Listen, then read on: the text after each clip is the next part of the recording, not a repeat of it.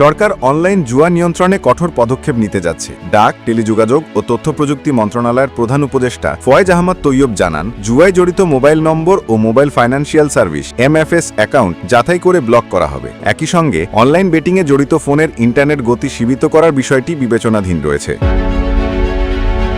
সোমবার ৪ নভেম্বর রাজধানীর আগারগাঁয়ে বাংলাদেশ টেলিযোগাযোগ নিয়ন্ত্রণ কমিশন (BTRC) সভাকক্ষে অনলাইন জুয়া প্রতিরোধে করণীয় শীর্ষক এক সভায় তিনি এসব কথা জানান। ফয়েজ আহমদ তৈয়ব জানান, BTRC ইতিমধ্যেই বিভিন্ন অনলাইন প্ল্যাটফর্মে সতর্কবার্তা পাঠানো শুরু করেছে। প্রাথমিকভাবে প্রায় ৫,০০০ MFS অ্যাকাউন্ট বন্ধ করা হয়েছে। সরকার একটি কমন ডেটাবেস তৈরির উদ্যোগ নিয়েছে, যেখানে সংশ্লিষ্ট সরকারি সংস্থা, প্ল্যাটফর্ম ও অপারেটরদের সমন্বয়ে তথ্য সংরক্ষণ ও নজরদারি হবে।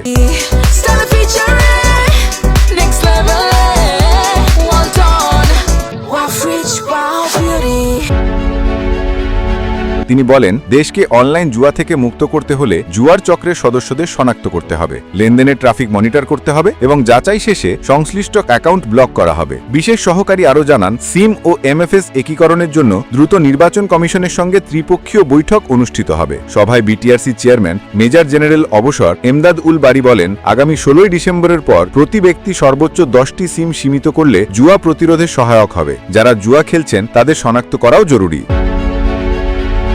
পেমেন্ট সিস্টেম এজেন্সির প্রতিনিধি জানিয়েছেন, সিম, মোবাইল নম্বর ও জাতীয় পরিচয়পত্র সমন্বয় করলে অনলাইন জুয়ার সমস্যা অনেকাংশে সমাধান করা সম্ভব। বিকাশের প্রতিনিধি জানিয়েছেন, জুয়ায় জড়িত থাকার অভিযোগে গত 2 সপ্তাহে ৩৯৭টি নম্বর বন্ধ করা হয়েছে এবং এখন ক্রলিং ইঞ্জিনের মাধ্যমে অনলাইন ট্র্যাকিং ব্যবস্থার উন্নয়ন চলছে। সভায় মোবাইল নেটওয়ার্ক অপারেটর, ISP, আন্তর্জাতিক ইন্টারনেট গেটওয়ে, আইন প্রয়োগকারী সংস্থা এবং MFS এর প্রতিনিধিরা উপস্থিত ছিলেন। অনলাইন স্ক্যাম ও জুয়া প্রতিরোধে বিশেষ সংস্থা গঠন ও ক্রস ডোমেন মনিটরিং কার্যক্রম জোরদার করার প্রস্তাবও উঠেছে।